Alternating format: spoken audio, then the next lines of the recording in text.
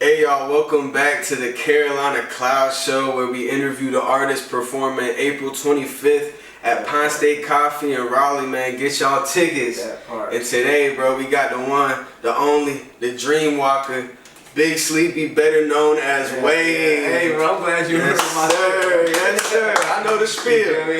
Hey, before we get too deep into it, just kind of elaborate to the people what you do, bro. So I'm an artist, I'm a creative in general. I do a little bit of everything. I produce a little bit, I do videography. I have a business called Diamond Core Collective where we specialize in multimedia, curation in general, events. Hit me up for the tracks, you feel me? You need a performer, if you need a friend, you feel me? Everything. Yeah, does everything, bro. Okay. But let me ask you, as far as music goes, what do you feel like your creative process looking like nowadays? Right now, going through something.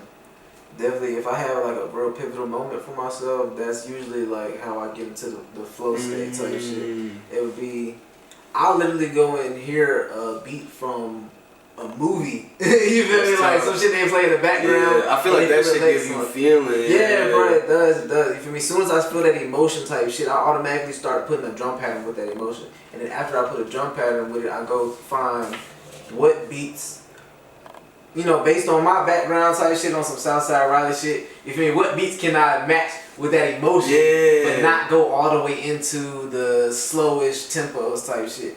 And then, aside from that, bro, synths, I love synths, I ain't gonna lie. Yes, sir. When I find that one synth that just hit at that moment, that's when I go with, you feel me? And I just make a song on that, bro. I punch in most of my tracks. I don't write none of my shit down. I haven't wrote a song down in years, bro. Crazy. You know, like, I can't even remember the last song I actually wrote type shit. Right, I feel like people don't realize you're kind of going through the same process. You're just going straight to the lay down. You can really get off like exactly the cadence and stuff. How you want to do it. It feels a little bit more natural. Yeah, bro, I feel that. So something that I've kind of noticed, because we interviewed you last year for the Carolina Clouds 1.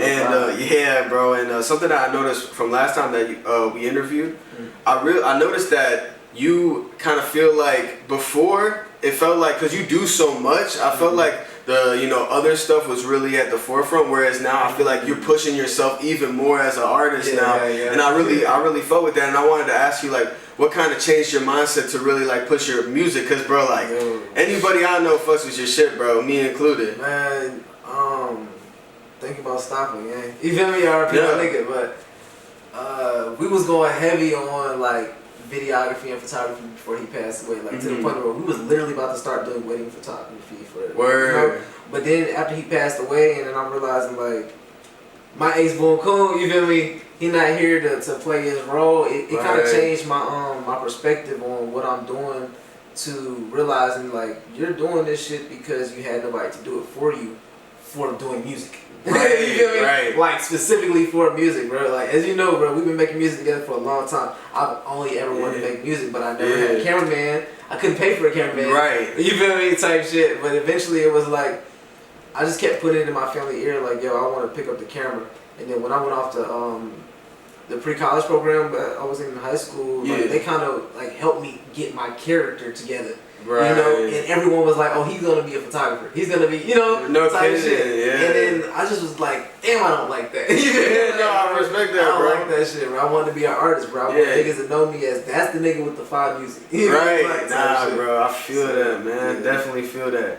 Something else that I wanted to ask you was something like, to go off of the videography, you recently attended the annual Penn Center celebration as your grandma was invited to display her art at the center. Kind of take me through that inspiring experience and how it's been like, not only like helping your grandma with her artistry, but also kind of like how it impacts your own. Type shit. Ooh, that's a good one, bro. Yeah. Alright, so, for one, I grew up around my grandmother most of my life type shit. My grandfather played his role more than her until he passed away, which was around 2013 type shit. So my high school experience was just me and grandma. Right. You feel me type shit. Of course, my mom is in my life, but it was just more so like I spent a lot of time with my grandparents. Yeah. So she's always been an artist, you feel me? She went in to like an artist school when she was like real young. I'm thinking in her 20s or something like that. So she been doing this shit 40 years. You feel me? Like whole life, for real, the whole time, bro. And like waking up and I'm walking around the house and all I see is her art. period. Type shit. And then in the next room you see her making it. Right. It's just always like, around you. Yeah, bro. And then seeing her do her form of art, which is Mystique folk art, which is the mix of African and Native American descent art type shit. She combines those and calls it Mystique, which is a term she got from Carter G. Woodson, who was like one of W.E.B. Du Bois' colleagues and shit like that. Wow. And she just made it a thing, you feel me? So when Penn Center came about, my mom's motorcycle club friend, you know, deep little intricate world though, I'm gonna get into that eventually, right? You know, she ended up being in contact with a guy named Kevin, who is apparently playing a really high position at the Penn Center, which is right next to the Penn School, which is the first school for freed slaves. Wow. Yeah. So, you know, the Gullah Geechee Nation, that's a really prominent thing in the African American community. Something I feel like all African Americans should at least know something about, you know. Being there, bro, we got to learn a lot of different stories. Apparently, like Martin Luther King was working on drafts of the I Have a Dream speech there. Wow. They actually built a building just for him to stay in. Wow, that's crazy. Yeah, bro. He didn't get to stay in that building specifically because he got assassinated, type shit. Right. Yeah, so that was interesting, you know. A lot of history, a lot of emotion, bro. The trees, you know, they set the vibe, bro. Like the weeping willow type trees, bro. They were all the way around that shit, bro. And it was like just a whole imminent type of experience, man. The school is now a museum. And you'll go in there, they got like shackles, they got baby shackles in that bitch, bro. Like, you feel me? Like, that was crazy, like, you know? So I'm just looking at stuff that's really like, heavy, like... Oh, man, and you could just tell that everyone was there to respect the history. That's shit, you know? It was like, I don't know if you're familiar with the Amistad, but there was a guy who was a descendant of the Amistad situation that happened. There was like a lot of descendants of people that came from that area, but just a lot of African American trauma stories that you hear about, and they were showing their faces and show their respects for this place, and it was just more so like a really hopeful and dreamy feeling in the air type shit. Like, you know, even though it was based on trauma, you know, it was like making something beautiful. Man, it was fucking literally kids all the way up to elders that could have been at least 100 years old there. Wow. You feel me? Type so like, much. The history goes so deep. And they told me that was small. You feel me? Like, compared to what it used to be like, you feel me? That was relatively small, but it was still like being able to respect that. And then my grandmother being one of the showcase artists for the Penn Center, that was just like a full circle moment. I watched her work on her art and just hope that she's in the museum. She wants to be in the Smithsonian, bro. That's her biggest goal type shit, and I feel that. But it's like seeing her actually get to the places where that looks in reach before she passes away. Sure. She can get her flowers before she passes away as an artist, and I love that. You feel me? Type shit. So I'm just trying to help her with that. You know, being her cameraman, making sure she got professional looking visuals. You feel me? A little bit of something to post. People can see your face, hear you speak. You know, see how genuine you are about your art and stuff like that. Like, my questions were scripted for her, but everything she had, I didn't tell her what my questions was until we were shooting it.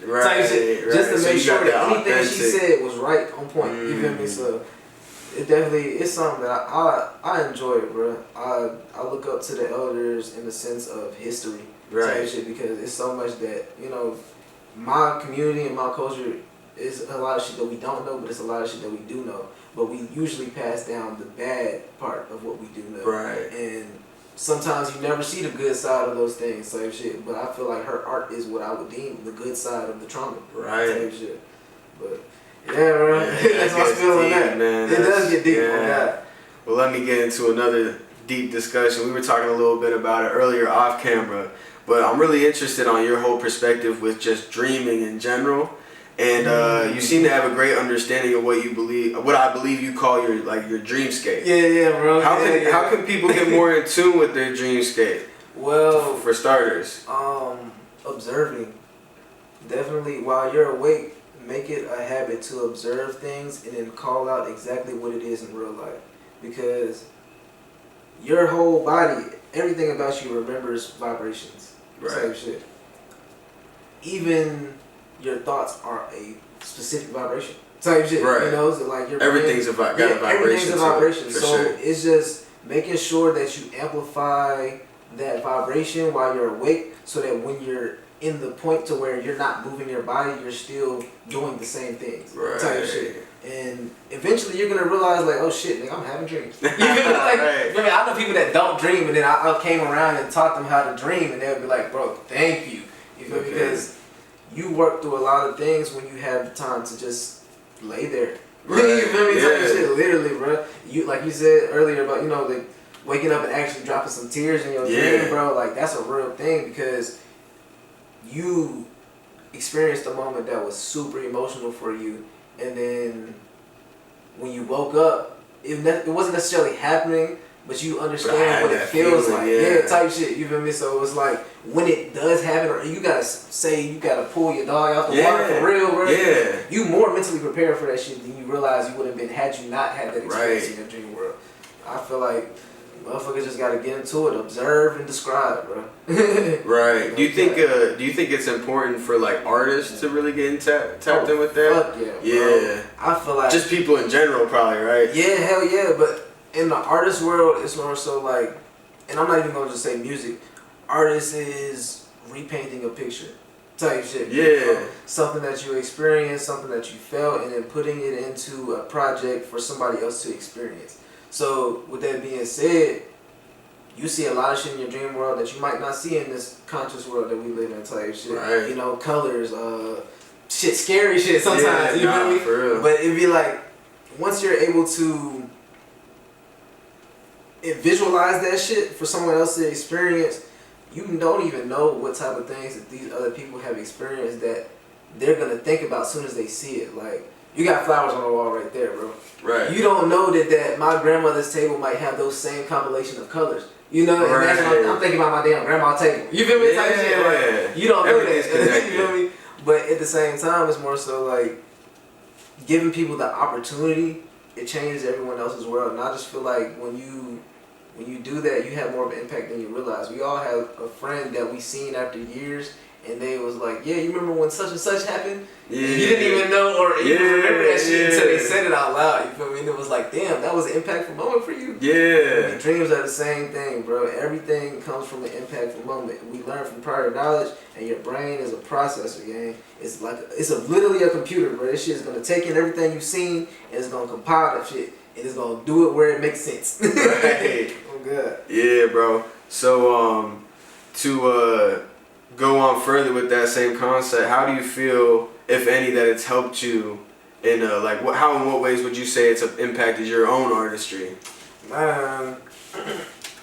Shit, I'm gonna tell the experience of this one dream I had.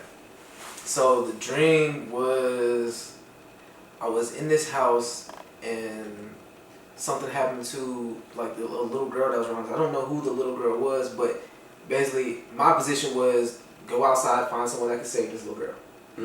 Type of shit. I go outside and I start hearing like drums, like beat, boom, boom, boom, 808s. Okay. Bass. You feel me? Type of shit. You feel me? And then a woman comes from the other side. It's like a path, like a brick cobblestone type path in between and shit. Little courtyard type vibe. She comes up and she's singing. She's singing a song as the drums going on. Now it's like, okay, this song gets some rhythm. I start singing this shit. In the dream, I'm singing it, but I don't know what song it is in my wake world type shit. But at that point in time, who I deem Papa Legba, because just hoodoo traditions and shit that I'm keen on. He showed his face, and I didn't even say nothing yet, but he was like, "What do you want with my child, such and such?" And the name he said Visanya, and I'm like, "What the fuck is Visanya?" But I know Papa Legba was a trickster, so maybe the way he's saying it is not how you're actually supposed to take it, and you're supposed to go and find something else correlating to that type of shit. So boom, I looked up the word Visanya. It's a word, it's actually like Vasana or something. It's like a Hindu word or something like that. But it means something that deals with how your emotional regulation works. And previous to that, I had literally been having this conversation with my little sister about like, your emotional regulation gotta change, bro. Like, you gotta be better. You feel me? Type of shit. So it was like, when I took it there, it was the point where, back into the artistry, I put it in my music in the sense of,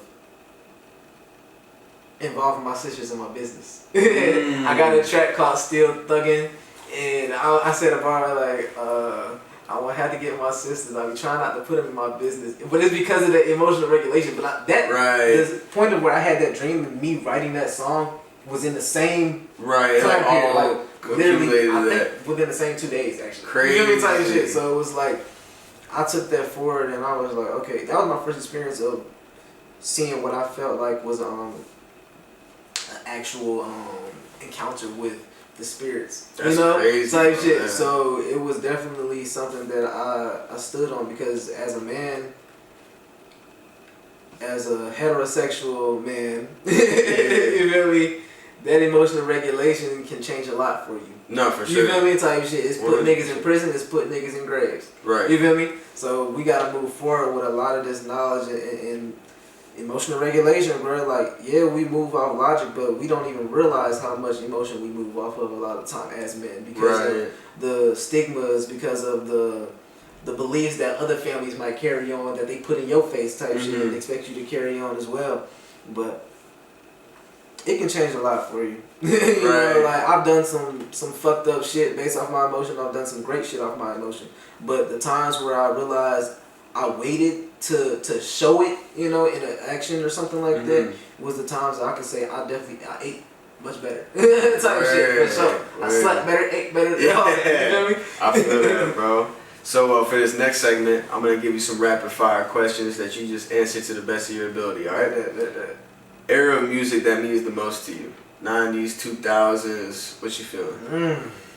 80s. Shit, I gotta give it to the 2010s. Yeah, I mean that's what we grew up. Right? Yeah, it's like shit. Like, I'm a fan of my generation. I ain't gonna lie, bro. Yeah. But I was listening to like Joey Badass and Dizzy Wright, and Chance the Rapper, and them. You feel me? A lot of them type shit. And my family is like partially from New Orleans and shit. So New Orleans music, Baton Rouge music, Boosie, Lil Wayne, Juvenile, in my house was heavy. New Orleans bounce, Mardi Gras shit all the time, man. You feel me? So it was like, I would say definitely the 2010s, they ate with a lot of that. You feel me? They definitely combined a lot of that shit into a good little compilation. Yeah, I feel that. How about this? Mountain or beach vacation?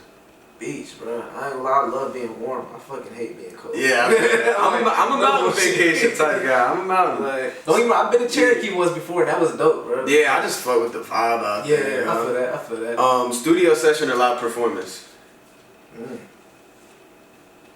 That's a good one, bro. It's a tough one, bro. I gotta say live performance. Word. I like controlling people's trip. Type shit. Yeah, I know. When we talked last time, we talked about like energy and like feeding off, like really like honing in on just like individual people and like vibing with that energy. Yeah, it's something I want to get better at. I want to get better at like focusing on a mass and then like literally controlling their energy type shit. Yeah. If I can do left side, right side, back. Yeah, I feel like that's like the real. That's where the real power of like a rap performance comes. Yeah, the ability to control a crowd. Yeah. I feel. How about this one? Texting or calling? Texting for sure. I hate people call me. Yeah, I'm not fucking that shit either. Favorite cartoon character? Steven Universe. Woo! I wasn't expecting that one. That's my shit, man. No cap. All right, how about this? What's one word that describes your music? Personal. I like that one. Western or Eastern Carolina style barbecue? Eastern, for sure. Same. If you could work with any artist, dead or alive, who would it be? For real. Woo! I like that. He broke the Michael Jackson streak. If you, how about this one? If you could have a superpower, what would it be?